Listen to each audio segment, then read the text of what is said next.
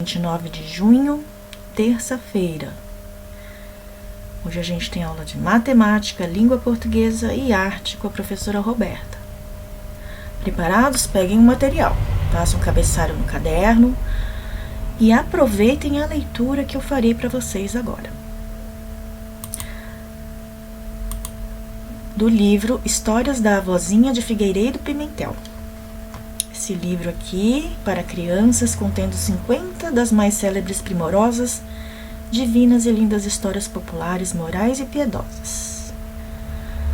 Colecionadas umas, escritas e traduzidas outras por Figueiredo Pimentel. Aproveita. A história de hoje, o conto de hoje é O Avô e o Netinho. Bastante velho, já fatigado por uma longa existência de trabalhos e canseiras, exausto de forças e doente de velhice, porque a velhice é também uma doença. Estava tio Benedito, o bom e estimado velhote tio Benedito. 80 anos passavam-lhe às costas, como um grande fardo que ele a custo carregasse. Na sua mocidade, e mesmo durante parte da velhice, ninguém trabalhara mais que ele. Honesto sempre, mourejando dia e noite para sustento de sua família. Não podendo fazer serviço algum, ao quebrado pela idade, veio morar em casa de Augusto, seu filho mais moço, já com um filhinho de 3 para 4 anos. O pequenino e interessante Luís, vivo e esperto como poucos. Velho e enfermo qual estava, tio Benedito como volvera a primeira infância. E por isso era preciso inúmeros cuidados com ele, que mal se sustinha sozinho, trêmulo, muito trêmulo, quase sem poder andar. Quando se sentava à mesa para o almoço e para o jantar, derramava a sopa na toalha, quebrava pratos e copos com as mãos fracas, como uma criança arteira e estouvada. Augusto e sua mulher Henriqueta aturavam-no com dificuldade, zangados, contrariados, aborrecidos, principalmente com o prejuízo diário que o pai lhes dava. Afinal, não podendo mais suportar o velho, resolveram comprar uma cuia, e às horas das refeições sentavam-o no chão, perto da mesa, dando-lhes a comida naquela tosca vasilha. Quando Luizinho, pequenino, viu que o avô não se sentava mais à mesa, ficou triste, mas não disse palavra. Estranhou aquilo porque sua almazinha desabrochava formosamente para o bem. E se não manifestou a sua impressão, foi por supor que assim se fazia sempre com os velhinhos, que não se sentavam à mesa nem comiam em pratos como os outros. O pequeno Luís era o único que verdadeiramente estimava o ancião. Próximos entre si, aquela primavera e aquele inverno, aquela criança e aquele velho, ambos na infância, ambos no crepúsculo da vida. Dias depois, Augusto e Henriqueta viram o filho entretido a brincar com alguns pedaços de tábuas, um martelo e pregos, como não tinha por costume fazer. A mãe, estranhando aquilo, perguntou: "O que está fazendo aí, Luizinho?" "Estou fazendo um prato para dar de comer a papai e mamãe quando eu for grande, e eles já estiverem velhinhos como o vovô", respondeu ingenuamente a criança. Henriqueta e Augusto entreolharam-se confusos, vexados e arrependidos da sua ingratidão, e de novo trouxeram o pai para se sentar à mesa em sua companhia. Desde então, trataram-no com todo o respeito e o desvelo e a consideração que os filhos devem aos pais. Emocionante, né? Como a gente tem que tratar os idosos, né? Os nossos pais, nossos avós. Quem gostou da leitura, bate palma. Vamos lá para matemática. Preparados? Livro EMAI, página 28. Já coloquem a data aí, ó, 29 de junho, terça-feira. Vamos ler aqui. A combinação de números e palavras facilita a compreensão da grandeza numérica, além de economizar espaço na diminuição dos espaços com zero. Ih, professora, isso é grego para mim. Vamos lá então, vamos seguindo atividade por atividade. Hoje a gente vai falar sobre arredondamento. Quem já ouviu falar disso? Vamos lá. Em textos jornalísticos, ou seja, em jornais, né, ou revistas, encontramos escritas como 900 mil, para fazer referência, por exemplo, a um total de 887.533 pessoas. Como você explica esse procedimento? Quais suas vantagens? Lá, vamos lá. No texto, você pode encontrar assim, 900 mil, certo?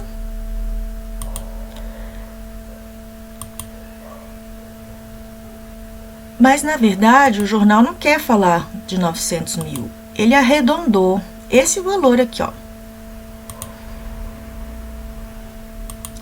887.533. Ao invés de ele escrever esse número, o que o jornal fez?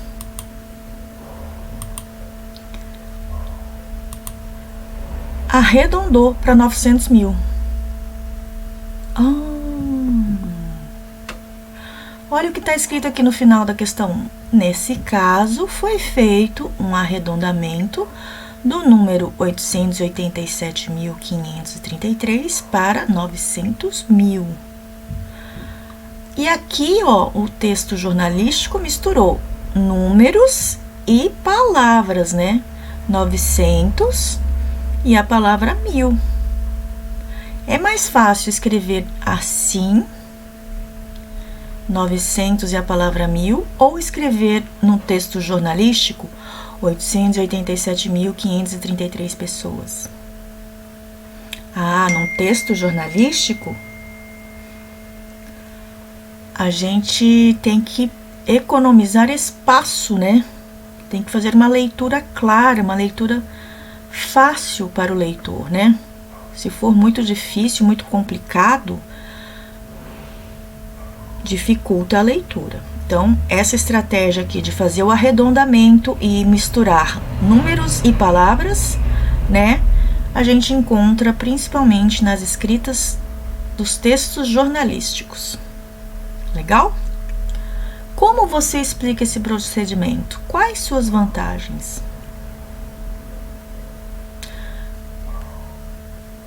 A gente explica como?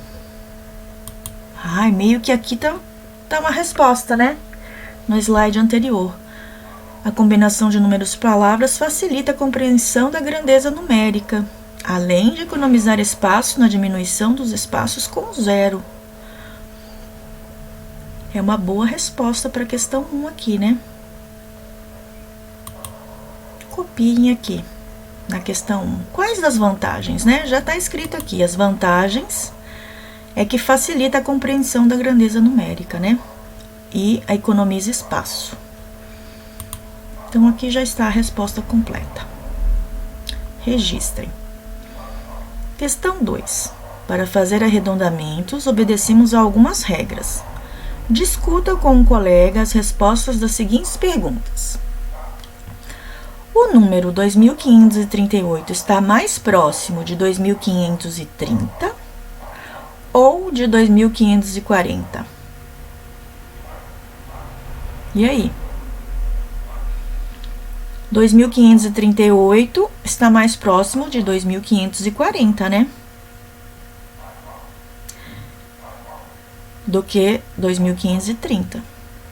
Porque de 38 para 40 faltam 2. E de 30 para 38 são 8, né? Já dei a resposta aqui do primeiro item.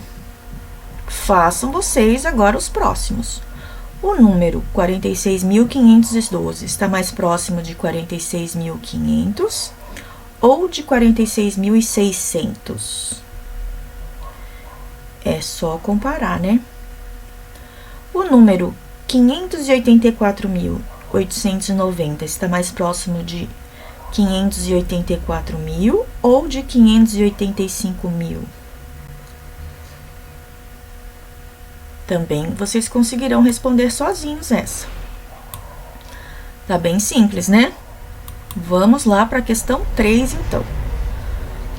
Algumas vezes estimamos. O que é estimar mesmo? Fazer um cálculo, né, aproximado. Fazer uma dedução. Fazer um cálculo mental.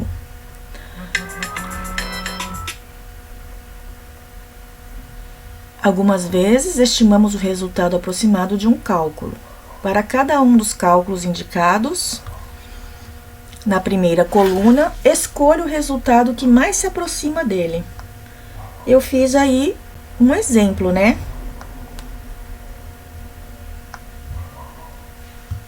R$ 25.456, eu arredondei para 25.000. 35.578, eu arredondei para 35.000. Se eu fizer 25.000 mais 35.000, o valor aproximado é 60.000. Ótimo, vocês vão ter que fazer com as outras questões B, C e D a mesma coisa. Você vai ter que arredondar 15.897. Para quanto você vai arredondar 15.897? Pode arredondar para 16.000, né? Menos 4.892. Para qual número você vai arredondar? 5.000. Então, vai ficar 16 menos 16.000 menos 5.000. 16.000 menos 5.000 é igual a 11.000. O número mais próximo é 10.000, então, né? Você vai marcar um X aqui. E assim você fará com a letra C e com a letra D. Tá? Vocês têm que aproximar esses números aqui, arredondando para um outro. E fazer a continha, né? Percebam que aqui é uma subtração, adição, subtração. Tá? E aí vocês vão marcar o X no resultado que mais se aproxima, tá? Concluída a tarefa, discuta com seus colegas como chegaram às respostas. Bom, eu já dei aqui como a gente vai chegar à resposta, né? A gente tem que arredondar. Professor, eu posso fazer o cálculo direitinho? Eu posso pegar 35.345 menos, fazer a continha normal, 15.123 e achar o resultado? Você pode, mas hoje a gente está aprendendo a fazer o cálculo aproximado, arredondamento. É mais fácil você fazer esses números todos aqui ou colocar 0,000. Vou fazer aqui então para vocês a comparação, né? É mais fácil eu fazer 25.456 mais 35.578. É mais fácil eu fazer assim ou fazer do jeito que eu fiz aqui, 25.000 mais 35.000. Olha a diferença, né? Olha a diferença. Quando eu arredondo, né, ainda mais números grandes, fica muito mais fácil achar um resultado aproximado do que assim, ó, usando todos, né, os números do jeito que aparecem aqui, tá bom? Então, vocês vão ter que fazer isso, arredondar, aproximar, né, para o número exato e achar o resultado aqui. Acho que tá fácil, né? Isso daqui é para facilitar, não é para dificultar. Ótimo. Fazer o arredondamento é muito importante, né? A gente vai precisar muitas vezes fazer isso. E fazer cálculos mentais também, as contas de cabeça, né? Talvez vocês nem precisem fazer essa continha aqui do lado. Vocês já achem o resultado só observando os resultados aqui. Combinado? Vamos para língua portuguesa, então.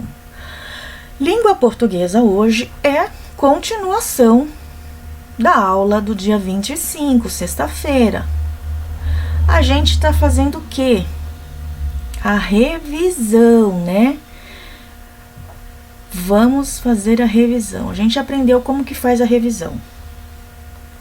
Aqui, por exemplo, na página 74,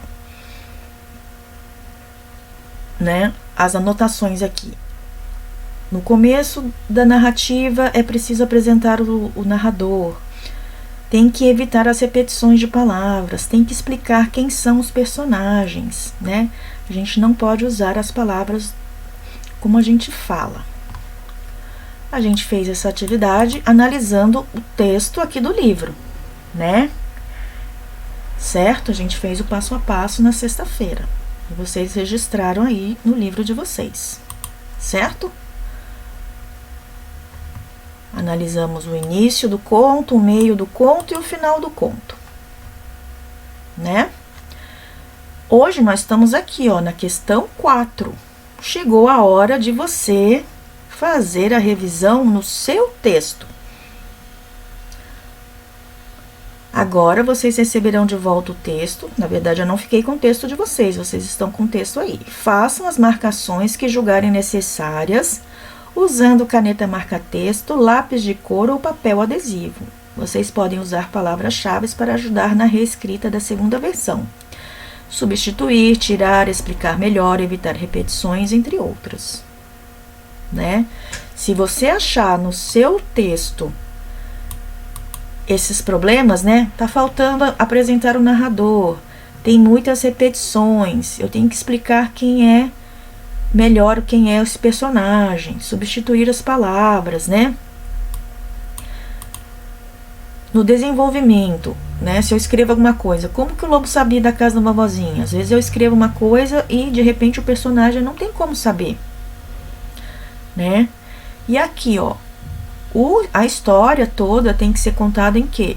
Em terceira pessoa? Não, em primeira pessoa, né? E aqui, ó, a pessoa, o autor desse trecho aqui misturou, né? Primeira pessoa com terceira pessoa. Então, você vai fazer isso com o seu texto hoje. Você vai reler o que você escreveu e vai perceber se você tem, né, elementos para corrigir. Fazer as anotações do lado, como foi feito aqui, ó. Você vai marcando e vai colocando do lado uma observação. Preciso melhorar isso. Como é que o personagem tal era, né? E assim vai. E aqui, ó, a gente fez também um exercício de revisar o final do texto. Quando você escolhe um personagem, dependendo do personagem que você escolhe, o final vai ser feliz ou não, né? No caso do lobo, como é que é o final?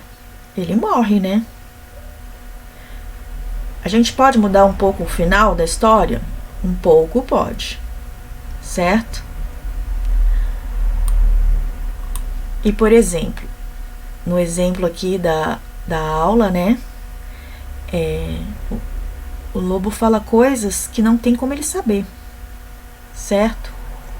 Não tem como o lobo saber que o caçador